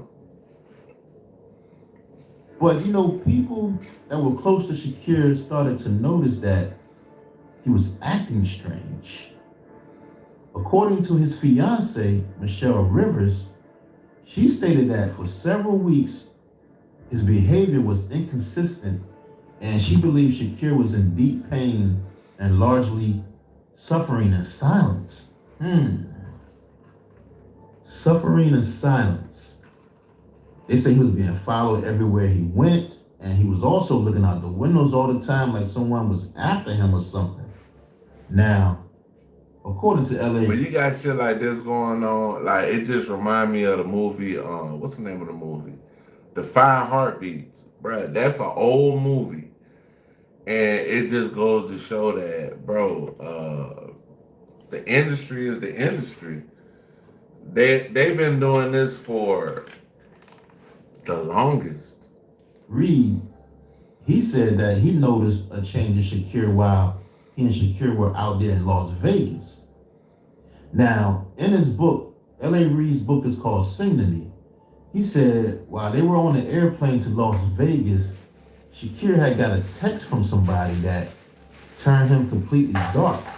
And as soon as they landed in Vegas, Shakir told him that he had to leave to go back to Atlanta ASAP to deal with something. Then he said the next time he saw him, he could tell that something was troubling him. When you get a classic ride, you need My bad, y'all. I ain't trust. got premium. Whether you My drive bad. it every day. Hey, He said, if y'all want to donate to the channel, man, everything is in the description of either this video or the next video. Let me see. Well, it's at the top of my but it might be in this video too. On that Halloween day, cash sign XODUST1. Y'all wanna donate to the channel. which was a Friday, he came to work, and when he entered his office, Shakir was nervous and fidgety. His hands were shaking and he acted like he wanted to say something. He was moving his mouth, but he couldn't speak. Man end up unalive and you dating Diddy's. The man unalive self-deleted himself, but he's dating Diddy's children's mother. Then he said Shakir went to his office and he saw him just staring up in space. And that's when he told Shakir to go take some time off. Then they went to Mariah Carey's party, and that was the last time he saw him. Because on November 1st, I guess that's when all this went down, but I'm gonna be honest with y'all, man, like, this music industry, I do music. I'm a producer, sing, rap, all this, but I'm so glad I ain't getting into none of this shit. Like, I would never want to be, you know. First, 2008, Shakir Stewart took his own life, y'all. He shot himself in the head, and that was the last time he saw him. Because on November 1st, 2008, Shakir Stewart took his own life, y'all. He shot himself in the head. Now, you know, the story goes because on November 1st, 2008, Shakir Stewart took his own life, y'all. He shot himself in the head. Now, you know, the story... Bro, you were $50 million and you take your own life. In 2008, bro, we're just gonna talk about 50 million in 2008 was way more than 50 million is now, and that right there is kind of it kind of raised, like, give you goosebumps or raise the hair on the back of your neck, like. It goes because the day before, which was a Halloween day, October 31st, Shakir had gone trick-or-treating with Takeoff got his life taken hours before Halloween. His fiance and his 5-year-old daughter.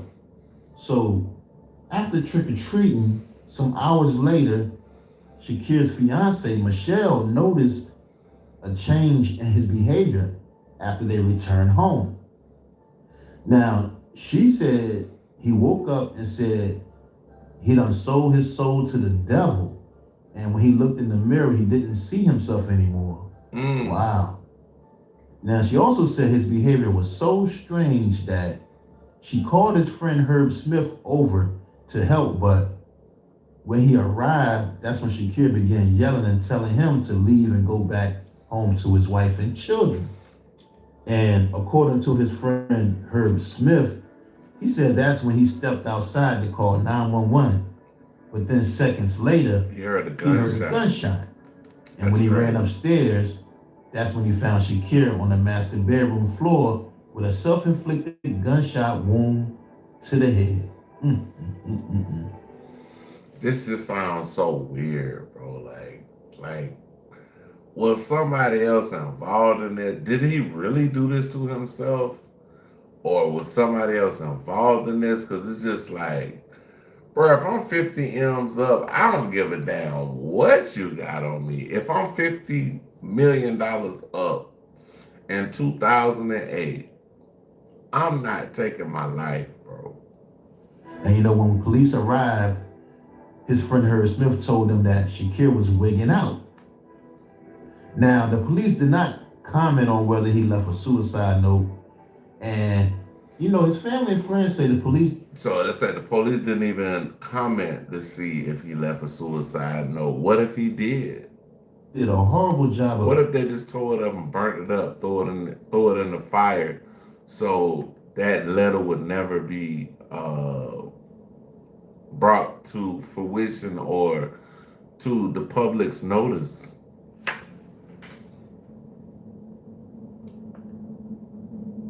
Investigating his death. You know, Shakir was taken to the hospital and later pronounced dead. That's a shame, man. You know, like I said, man, his wife stated the day before he committed suicide, he told her that he just realized he had sold his soul to the devil and couldn't even look himself in the mirror. Our TurboTax experts in person and let them do your taxes for you. Now this is taxes. At Zaxby's, you can lemon pepper any way you want. Now that's lemon pepper perfection. And you know, after his death, all the rumors began to swirl about his suicide.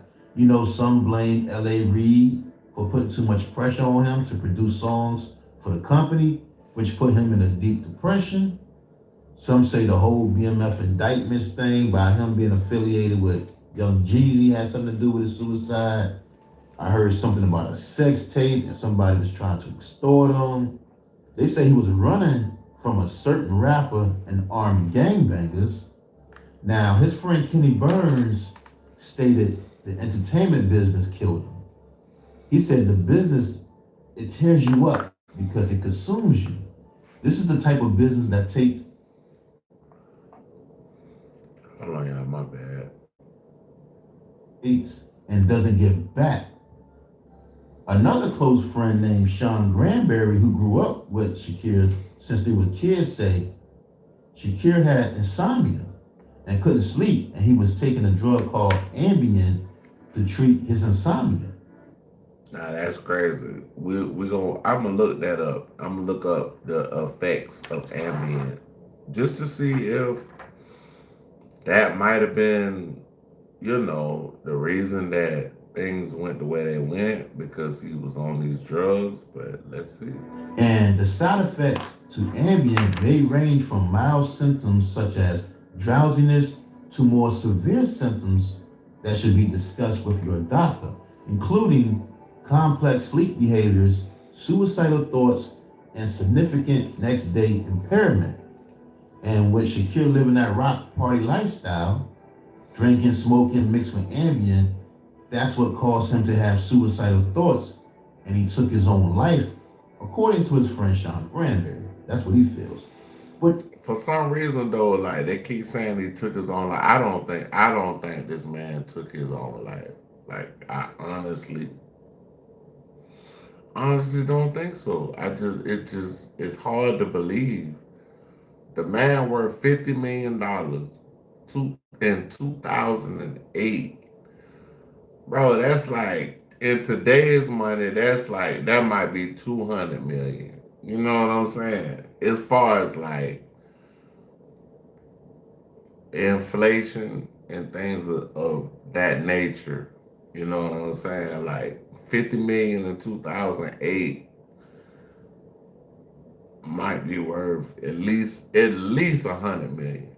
You know, others that in was close to him was 2026 or saying 25. he was also being followed everywhere in his cars. He had cars parked outside of his house that he didn't know. His phone was being tapped. Former Bad Boy artist Mark Curry said he knows the truth about what happened and said the truth will come out one day. He basically said Shakir had like I said, I know Mark Curry's sister. If y'all want to go to my Instagram, follow my Instagram. Mark Curry's sister, we know each other. I got her number. I can call her right now if I wanted to. He wasn't supposed to do. It's just crazy because look, like I said earlier, his fiance, Michelle Rivers, she released a statement through the record label saying, over the past several weeks, Shakir's behavior was inconsistent with the man we all know and love. And as much as we tried to help him, Shakir was in deep pain and largely suffering in silence. Now, at Shakir Stewart's private memorial in Atlanta, R&B singer Neo sang It's So Hard to Say Goodbye to Yesterday. And they say L.A. Reid did not attend the funeral. They also say that L.A. Reid didn't want to help pay for the funeral expenses and refused to even take calls from the family, but later realized he was wrong for that and got the label to pay for it. Wow. It's crazy because, like I said, I read L.A. Reid's book and he said Shakir was his best friend. And he talked about how much people was blaming him for his death because he put too much pressure on him. Plus, you know, when L.A. Reid offered Shakir that vice president job after Jay-Z left, they say Shakir drove around with the contract for 2 weeks before signing it and said he felt like he had made a contract with the devil. I never heard that part. I don't know, man. It's crazy. Now, in 2009, the Georgia Music Hall of Fame Awards inducted Shakir Stewart for his work in the music industry. And his wife, kids, and parents accepted his award. But after the award presentation, as the lights went down, an argument started between his wife and his parents backstage that the audience could hear. They say they could hear a woman's voice yelling, "Get the F off of me," because their mics were still on. Something happened backstage between his fiance and parents. It's almost like when Takeoff got unalived and Quavo did the Grammys, and he did a salute song to Takeoff, and Offset wanted to be a part of it, but they had already broke off from them before Takeoff passed away, because they had a project called Unc and Neff. And they got to fighting. Well, not fighting. I won't say fighting. It was a disruption on the back side of the Grammys.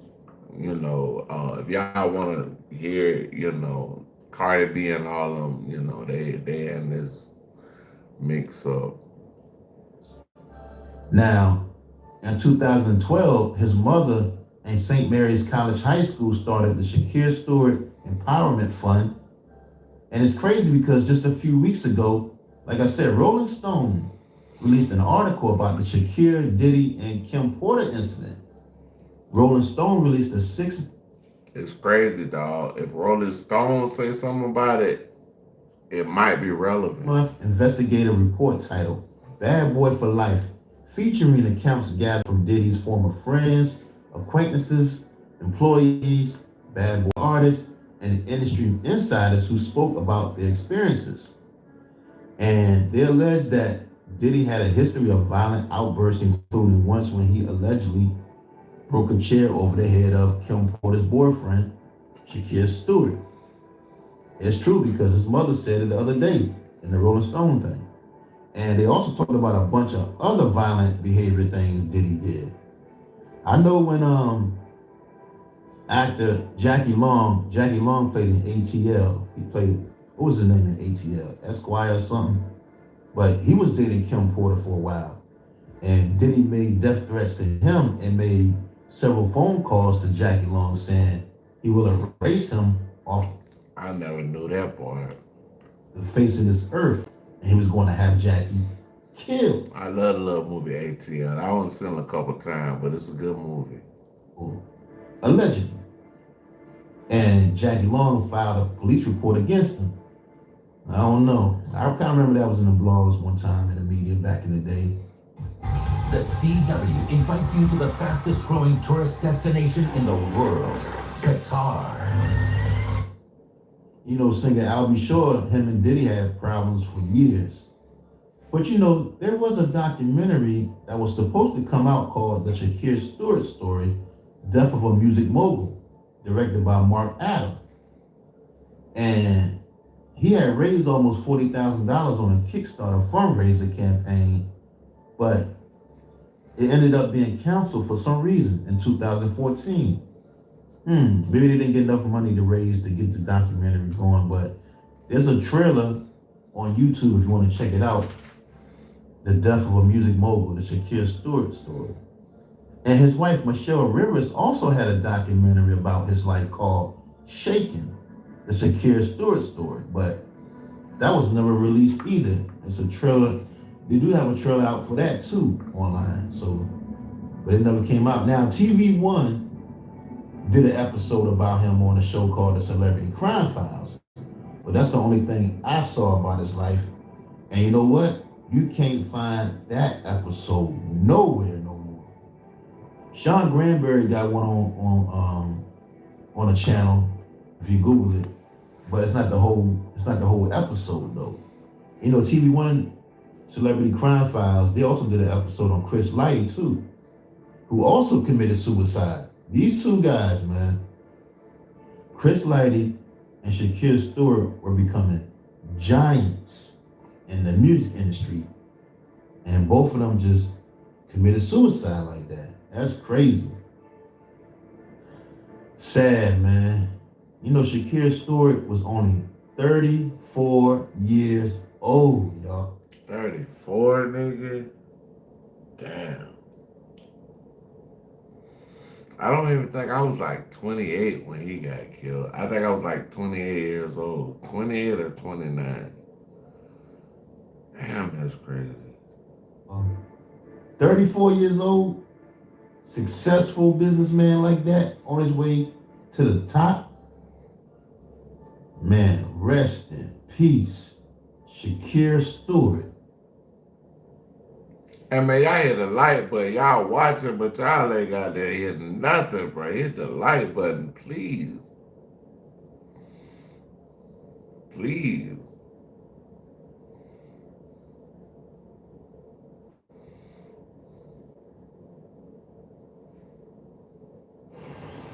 Tune in to GPB. It's a Georgia thing. The Power Move isn't showing up late on purpose. It's data insights with FedEx, the new Power Move. Listen up, y'all. If y'all love true crime stories from murders, cold cases, missing people, or just crazy stories that will have you just this celebrity underrated, y'all. Y'all subscribe check them out, patreon.com/celebrity underrated for exclusive content to get those type of stories. That's patreon.com/celebrity underrated, or just click the link in the description.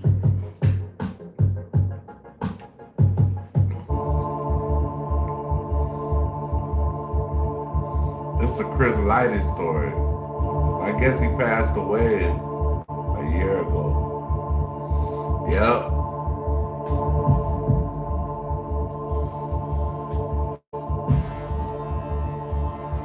You know, Chris Lighty Chris Lighty was 50 Cent close homeboy. You know, if there's one series that I hope 50 Cent do in the future on his platform, I hope he do the Chris Lighty story. Him and Chris Lighty were good. See, Chris Lighty was one of them people that, like I said earlier, he was a bridge. He was able to make sure that, you know, everything was under wraps and everything just flowed smooth in the music industry. And when he passed away, we lost that as far as when it comes to the music industry and their dealings. Friends and business partners that changed the game and made a lot of money together, y'all. 50 Cent said when he lost Chris Lighty, he lost brain management. Chris was the brains when it came to handling business. Chris Lighty is the definition of street smarts and book smarts. His networking, his communication skills were incredible when it came to business and doing deals. If any of his artists got in trouble with the law, he would bail them out or go to court to make sure they was all right. Chris Lighty took care of his artists and got them more money than what they was worth. And he's been doing it since the 80s, making his clients multimillionaires. He was a master negotiator when it came to making deals. He has over 100 million in combined album sales and millions of dollars in brand-related ventures. Forbes magazine named him as one of the industry's most influential talent managers. In the streets, he was known as Baby Chris, the gangster. But in the business world, we all know him as just Chris Lighty, the businessman. But his death is still a mystery to a lot of people. A lot of his close friends and family members don't believe he killed himself. Some really think he was murdered. So we going from same thing, celebrity unrelated. We just did Shakira Stewart. He supposedly had unalived himself. Now Chris Lighty, he unalived himself. Y'all don't think it's something suspicious with this? Why that it may have been the doing of someone very close to him. So let's get into the story of Chris Lighty, right? Now, Chris Lighty was born on May 8th, 1968 in the Bronx, New York. And he was the oldest born of 6 kids from his parents. Now, by the age of 6 years old, his mother and father split up, leaving Chris, the man of the house, to watch over his younger siblings. But his mother made sure that they all had the best education, and she put Chris in a private school. And Chris would have to fight every day because he was the only black person in his school. Now, growing up in the Bronx, he witnessed the birth of hip hop. He was at the park jams and he saw how the DJs will hook up their equipment to the light poles for electricity to play their music. And by the time he hit his teenage years, his mother got remarried, and she had to send Chris to live with another family member because she was in an abusive relationship with her new husband. She didn't want Chris to challenge him because now he was big and older enough to fight her new husband. So after graduating high school, Chris decided to study electrical engineering, and he ended up landing a good job as an electrician at the electrical company Metro North. Now, it's the holidays until you've seen Garden Lights Holiday Nights at the Atlanta Botanical Garden. Get tickets now.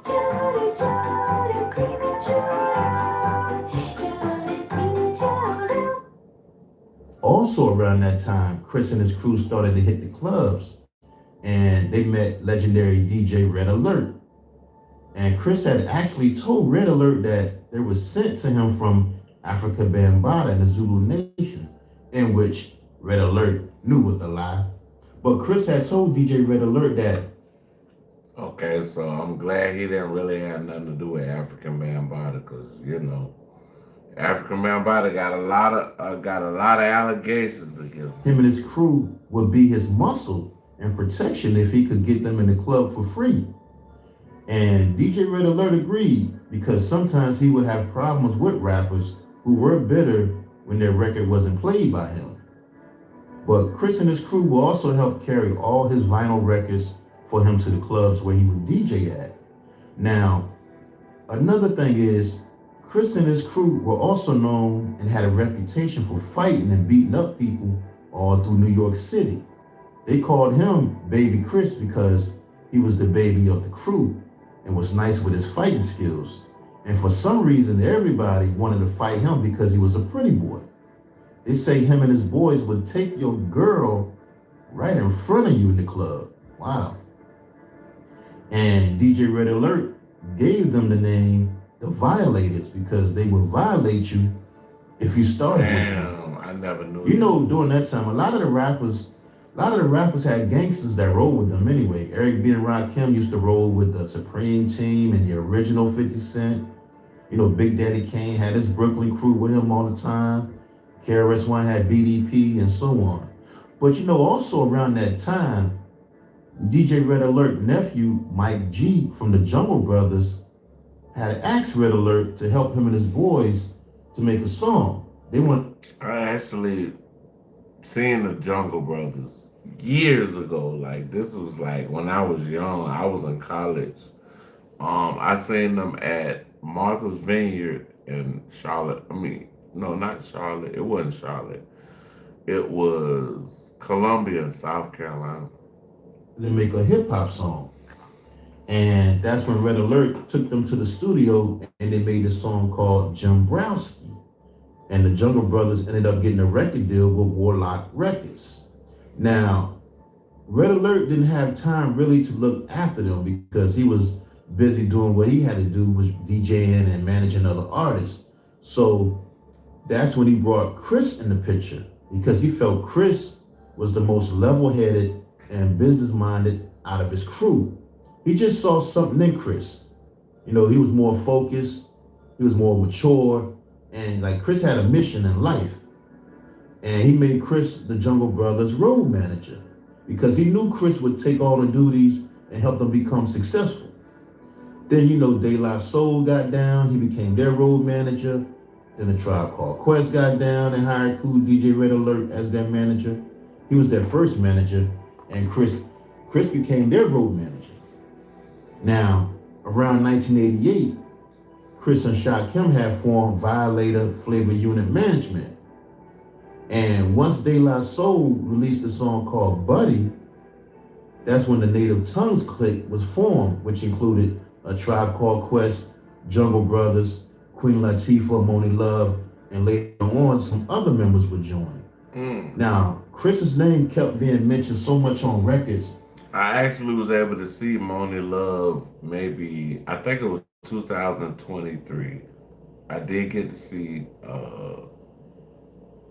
her at an old school concert, but they had everybody that rock him all the time. Like a Tribe Called Quest song called What? When Q-Tip rapped the line, "What's Chris Lighty if he wasn't such a baby?" That was my junk right there. That album was crazy.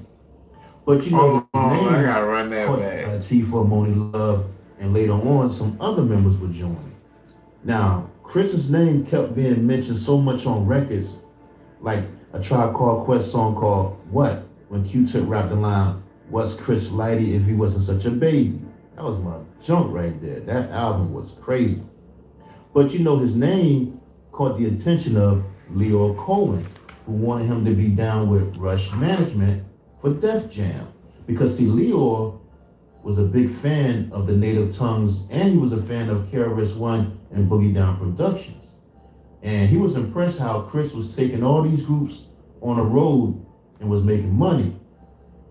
There, showing records like a Tribe Called Quest song called What? When Q-Tip rapped the line, "What's Chris Lighty if he wasn't such a baby?" That was my junk right there. That album was crazy. But you know, his name caught the attention of Leo Cohen, who wanted him to be down with Rush Management for Def Jam. Because see, Leor was a big fan of the Native Tongues, and he was a fan of KRS-One and Boogie Down Productions. And he was impressed how Chris was taking all these groups on the road and was making money. A lot of people don't know that Chris also went on the road with KRS-One and Boogie Down Productions too. Chris and Scott LaRock were real good friends. And he was actually present on that day when Scott LaRock was killed. Chris was there when Scott LaRock got killed outside the housing projects in the Bronx, in the High Bridge housing projects. Wow. He was there for that first hip-hop murder, y'all. That's crazy. Y'all make sure y'all check out that Scott LaRock story I did on the channel too. But anyway, so Leo wanted to do the Scott LaRock one too. To join Rush Management. And when Chris first met Russell Simmons, he really wasn't feeling him at first, because when he met Russell, it was at a club where everybody was doing drugs and getting high, and a bunch of other strange stuff was going on in the club that he didn't want to be a part of. As we reflect on 2025, All of us at one want to say thank you. After Leroy convinced him for the second time to join Rush Management, he agreed. Chris knew he needed to learn a lot more about the business to get the kind of money that they were making, so he took the Rush Management Def Jam offer. Now, in 1989, Chris would get his face slashed while waiting. 89, bro. I was like 9 years old when this shit went on, bro. Or 10. What the fuck? 10 years old, bro. Look at my beard, nigga. Now, the story goes, it was Queen Latifah's birthday party in Manhattan. And you know, she had all types of guests in there. She had Bobby Brown was in there, Wesley Snipes, Chris Rock, and some other celebrities. Plus, her family members and friends were also there at that party. Now, Chris and Africa Baby Bam from the Jungle Brothers had arrived late, and they was trying to get past the line to get in. But some other guys who were waiting in line didn't like how they were skipping the line, and he pushed Chris and slashed him in the face with a razor. Next thing you know, Chris and his peoples he was with ended up beating the guys up outside the club, and the guys ended up running inside the club. And that's when Chris made a phone call to his crew, the Violators. And some of the Violators were already in the club, and then some more showed up. And when they got in the club and found the guy that had slashed Chris in the face with that razor, Chris threw I know they beat him half to death. Threw him into a fish tank that was in the club, and the Violators destroyed the whole club that night, and they had to shut down Queen Latifah's party. Wow. Damn. They say when everybody was running out of the club, Queen Latifah's mother was injured through the chaos. But after the incident, that's when Leor told Chris that he needed to make the decision to leave the streets alone if he wanted to roll with Rush Management. And that's when Chris agreed to leave the street life alone and focus on the music business. So now focused on Rush Management, he started working with artists like Eric B. and Rakim, Big Daddy Kane, Public Enemy, Brand Nubians. He brought over his groups, De La Soul and the Tribe Called Quest, and many more. It was crazy because when he started working there, he found out that Leor and Russell didn't read contracts. And that's how he began to learn, because he was reading the They didn't read contracts. Like, what? What? How y'all start a whole record label and don't read contracts for them? And you know, one of the first groups that Chris managed on his own was the group called Black what? Black Sheep. And he helped them get a deal with Mercury Records. I remember Black Sheep. But then, around 1992, Russell and Leor ended up shutting down Rush Management. And that's when Chris really started focusing on Violator Records and management. Because when Russell and Leor had shut down Rush Management, they told Chris, to go ahead and pick any artist they had as clients for himself to manage. And that's when he signed the Brand Nubians. He took Busta Rhymes solo because he didn't want to deal with the leaders of the new school. He took LL Cool J and many more. Also around that time, he ended up getting a production deal with Relativity Records. And he signed Chi Ali, Fat Joe, and the Beatnuts. Chi Ali was the first artist he signed to Relativity Records when he was about 14 years old. But then Leo Cohen told Chris to bring Violator Records to Def Jam Records, even though Chris had already brought those artists to him and let him hear them first, and he refused. But you know how that goes. Now, in 1993, Chris was the security / doorman / promoter at the Tunnel nightclub in New York after his friend Jessica Rosenblum pulled him in. And one time, Chris said Tupac came to the club and he had to send him back to his car because Tupac had a weapon on him. But he said Tupac gladly went back to his car, put his weapon away, then came back and partied. And according to Prodigy from the group Mobb Deep, he said Chris Lighty and Jessica Rosenblum would be at the door and he would let them get in for free all the time, plus give them free drink tickets. Plus, he said Chris Lighty would let them stash their weapons in the bathroom, like razors, screwdrivers, and guns. Wow. That's in his book too, I read Prodigy book. Now, in 1994, Chris had heard the song Indo Smoke by Mr. Grimm and Warren G, which was on the Poetic Justice soundtrack. And he ended up bringing Warren G to Def Jam. And on June 7th, 1994, Warren G released his debut album titled Regulate G-Funk Era, which hit #1 on the US top R&B hip hop albums Billboard charts, and it went certified triple platinum. Yeah, Warren G, I ain't gonna lie, Warren G is one of the underrated artists from back in the day, bro. Warren G is one of them people, man. Allegedly they say his brother is Dr. Dre, but yeah, Warren G, he had some good music. I'll say that. Now, by them signing Warren G, that kind of rubbed Suge Knight the wrong way, even though they didn't sign Warren G to Death Row when they had the chance, but Suge still felt that Warren G was his artist.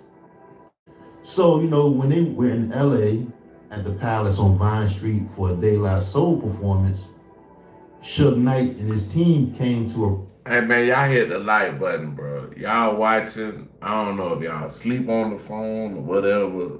Hey, y'all hit the like button. Y'all hit the like button. I'm trying to goddamn, get some likes up. Please. Approached Leor. But Chris and one of his friends had protected Leor with the gun he had on him and got Leor back to his hotel safe.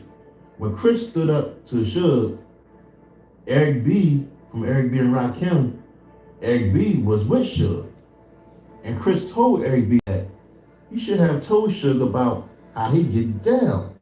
Because Eric B, you gotta come back home to New York and it's gonna be a problem. And once he told him that, Suge Knight and Eric B left without an incident. Then another incident he had with Suge was over Warren G's Regulate video shoot because Suge didn't want Nate Dogg to appear in the video. So that's when Chris and his friend, they went to Suge's office. They rolled up to Suge's office to explain to him how, by them coming to an agreement, that they both can make money with Warren G and Nate Dogg on this Regulate song. And Suge had asked Chris, why was he protecting that white man, Leo Cohen, so much?